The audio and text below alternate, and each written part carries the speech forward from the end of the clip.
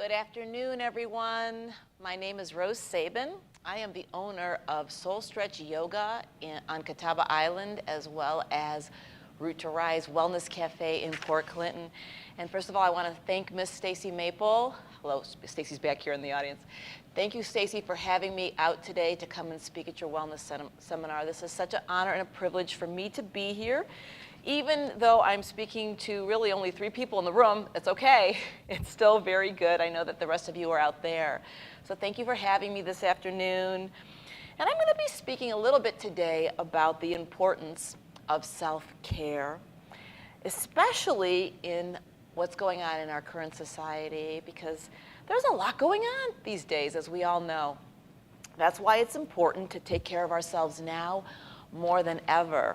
Self-care has become a new trending word in recent years. And I think it's because self-care, the word self-care now, is becoming more accepting. It used to be if you were doing things for yourself, you would be considered selfish. But in actuality, self-care is not about being selfish. Self-care is taking care of ourselves so we can be happy and then in turn take care of others.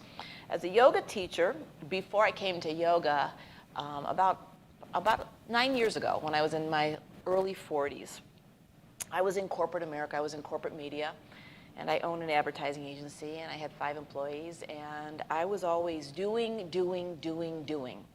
I was a human doing. And then very stressed out, very overweight, fighting with my husband, grinding my teeth at night, not being able to sleep, all kinds of physical and emotional and mental issues. And then someone said to me, why don't you go to a yoga class and relax? And I thought, I don't even know what yoga means. So I went, begrudgingly. I followed my friend to a class, and it was a very cathartic experience because it helped me to decompress and to relax. Simply by simple breath techniques and by movements and by a little bit of prayer and meditation, it helped me to calm myself down. And what I noticed was it helped me to take care of myself in such a way that I've never done before. So instead of being a human doing, for that 1 hour in class, I became a human being. And that's kind of what self-care is all about. In yoga, we have something called mantras and mudras. Mudras are prayer hands. Many people have seen this expression in our classes. This is a mudra. This is prayer hands. So we equate self-care to the hand of give and take. And if you hold your hands up and you turn one hand in your direction and one hand in another direction, this represents balance. Okay? Too many of us in our world today, because we're always human doings and not human beings, our hands are like this. So we're always giving, doing so much for others, for other things, for work, for family, for friends, parents, kids, and we're not taking or receiving anything for ourselves. So yoga teaches us it's okay to give, but it's also okay to receive, to take what we need. A long time ago, I was watching an episode of Oprah Winfrey. She's one of my favorite talk show hosts, and she had a whole episode on the airplane rule. I don't know if you guys remember this, but the airplane rule is, it equates to when you're sitting in an airplane and you're on a flight and there's some turbulence and maybe the mask falls down. And so they tell you not to put the mask on the kid or your husband next to you. They tell you to put the mask on yourself first. Because if you pass out because you have lack of oxygen, you cannot be of service to the person sitting next to you. So the airplane rule applies in self-care. So this afternoon actually, while we're together in this lecture, I'm going to give you some ideas and maybe some thoughts on how you can cultivate more self-care in your life. Ways that maybe you can slow down, take care of yourself, because in reality, my friends, nobody's going to take care of you like you take care of you. No one. So it's important that we take care of ourselves first. We be of service to ourselves first, so that we in turn can be of service to others. And something that people don't realize about yoga The poses are just one aspect of yoga. There's so many aspects of yoga, but people think it's a physical exercise, but not so. The goal of yoga is not the actual pose. Becoming flexible, that is not the goal either. Standing on your head, putting your ankle by your ear, no, that is not the goal of yoga. The goal of yoga involves movement, prayer, and simple breathing to create space and grace where you once were stuck. The goal of yoga is to unveil the layers of protection that you've built around your heart, to appreciate your body as it is, and to become aware of your mind and the noise that it creates. The purpose of yoga is to make peace with our past, to fall in love with our present, and to be excited for our futures. And we can only do this with practicing self-love and self-care. So this has been an interesting year, okay? The year 2020.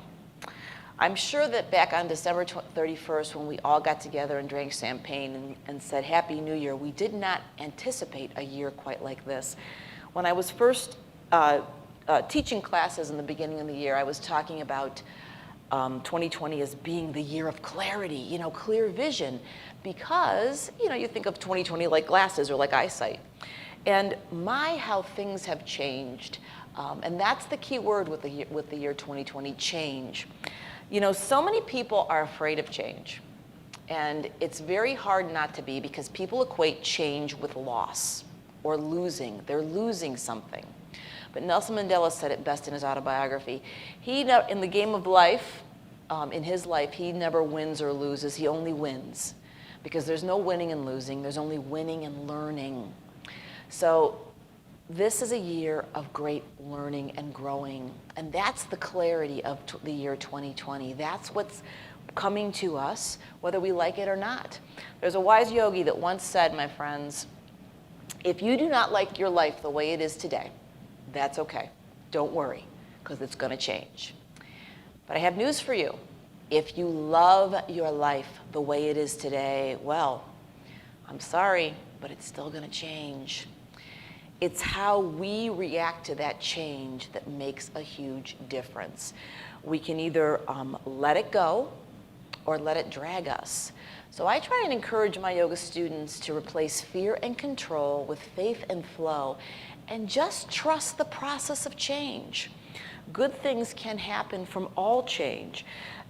And it doesn't necessarily mean that we're losing something. We're only really moving things to create more space and more grace in our life. That is the key with change, allowing things to move to create more space and more grace. At the beginning of this year, actually at the beginning of this COVID pandemic, I encouraged all of my students to practice the 3 C's, because change is inevitable. It's going to happen anyhow. So the 3 C's are: you must make a choice to take a chance, or your life will never change.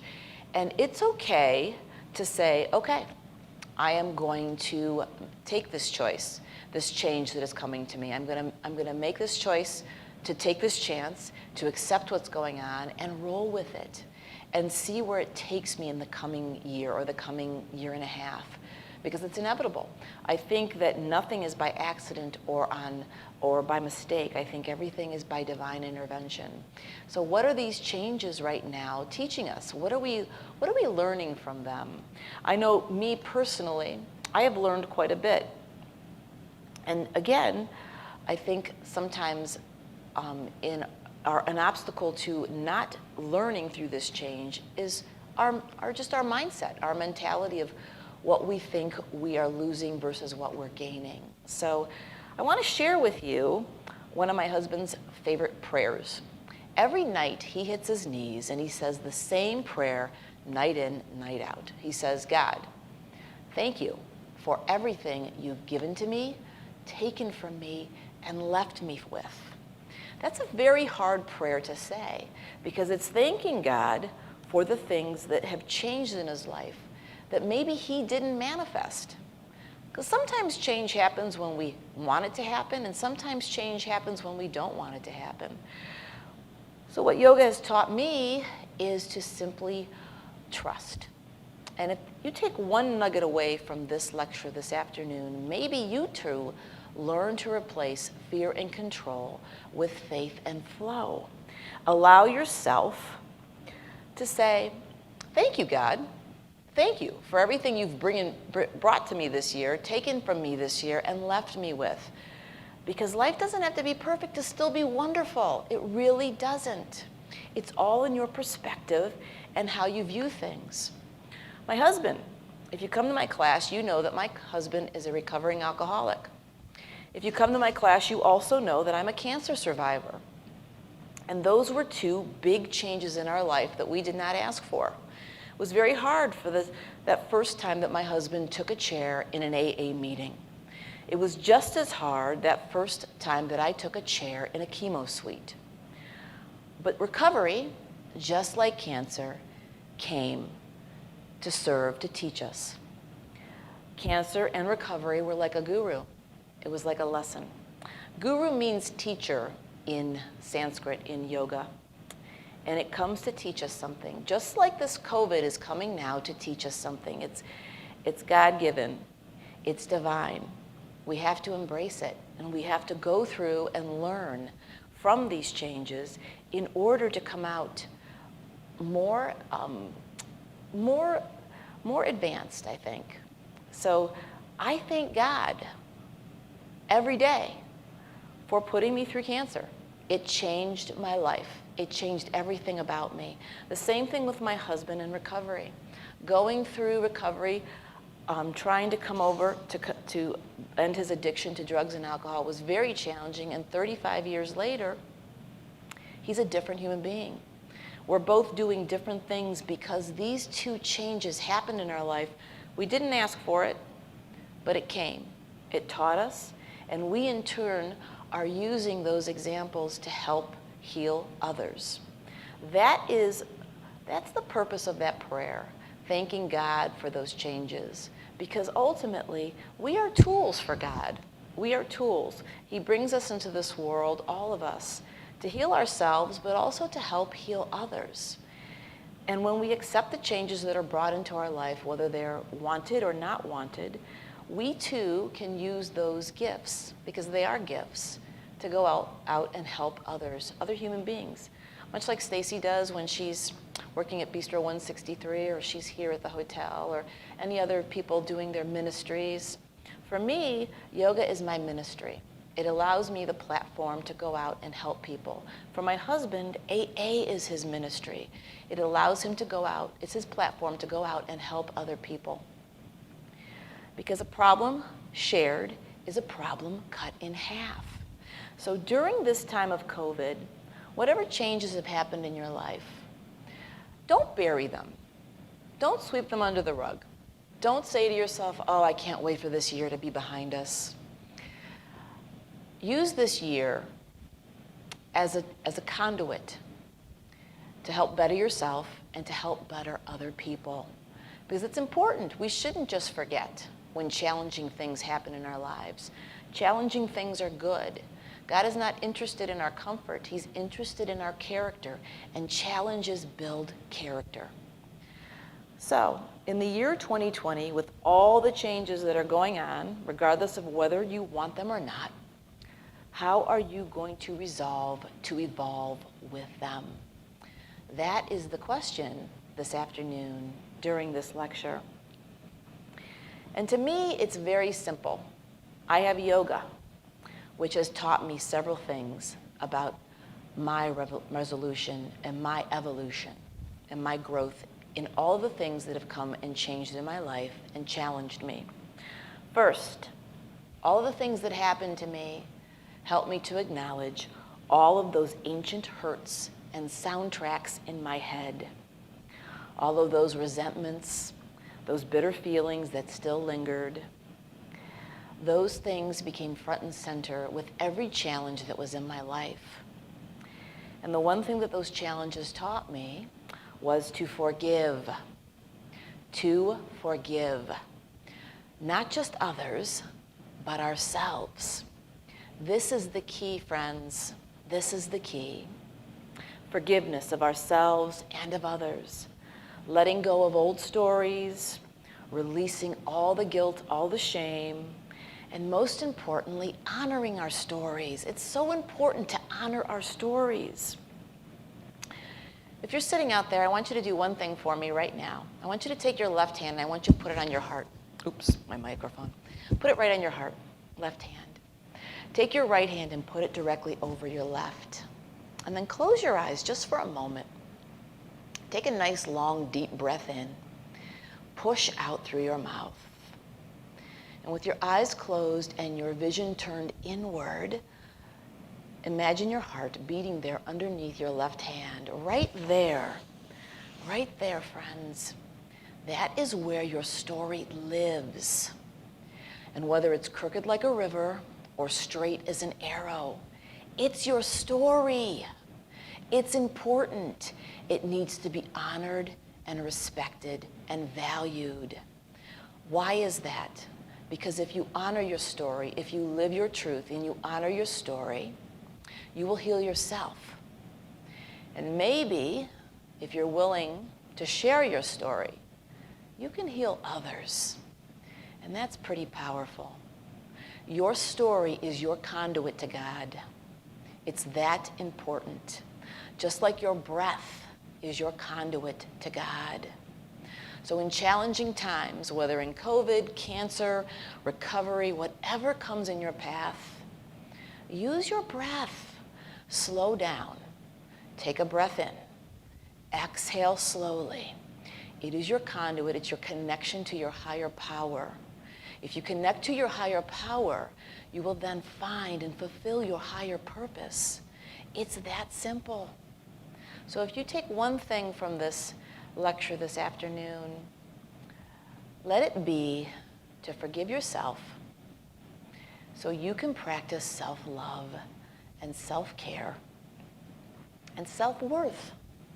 Those are the pillars of yoga. Those are the pillars of a balanced, well-lived life. At the end of every yoga class, we have something called Shavasana. And Shavasana is a wonderful, wonderful pose. It's actually everybody's favorite pose because it's easy. All you have to do is just lay down on your mat.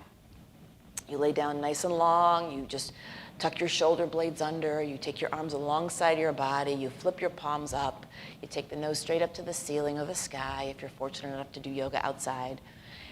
And you close your eyes and you just let everything sink down into the mat. So yoga is Shavasana, the pose Shavasana is a beautiful, beautiful pose to end your yoga practice with. What does Shavasana mean? Shavasana means death pose, corpse pose, but not in a morbid way.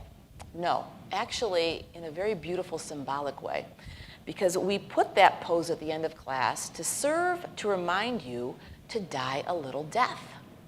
This is very important in life. Shed something that is no longer serving you so you can make room for something bigger and better. Only God sees the greater picture of our lives, not us. So in my Shavasana, when I come to the mat, I die a little death every single time. Every single time. And I think it's very important that we all shed things that no longer serve us, whether it's a bad habit, a job situation, an old relationship, whatever. I think we need to die little deaths often. And too often we are so attached to the situation, we're too afraid to let go because we feel there's nothing better. We don't want to trust God that there is.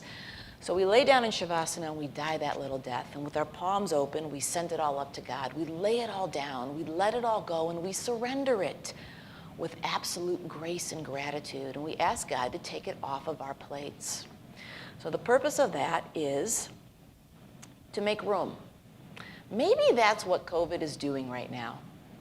Maybe all of this change is making room for better things. Maybe it's making us die little deaths that no longer serve us. It's a big Shavasana. It's making us die little deaths. You know, ultimately, Shavasana, if you do it enough in a yoga class, it's really preparing you for your own death. And not in a morbid way. Yogis believe that in order to have a really good death, you got to live a really good life. You do. It's the only way to go to the other side and meet God with nothing but joy in your heart. So live your life to the fullest. Practice self-love, practice self-care, practice self-compassion. Forgive yourselves. These are the greatest teachings and gifts of yoga, because the relationship you have with yourself is the most important relationship you have. It affects the relationship you have with everyone else. Live a good life, loves. Live a good life. Thank you very much for having me come in this afternoon and speak. I am very honored and grateful. We always end our classes with our hands to heart center in prayer.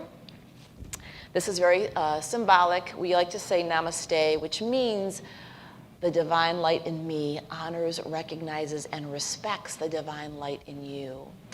And that is nothing more than God.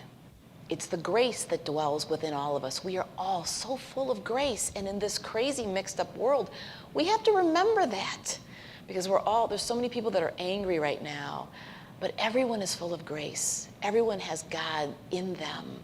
And if we just remember that when we walk out and into our days and we spread that love to everyone, maybe the world will be a better place.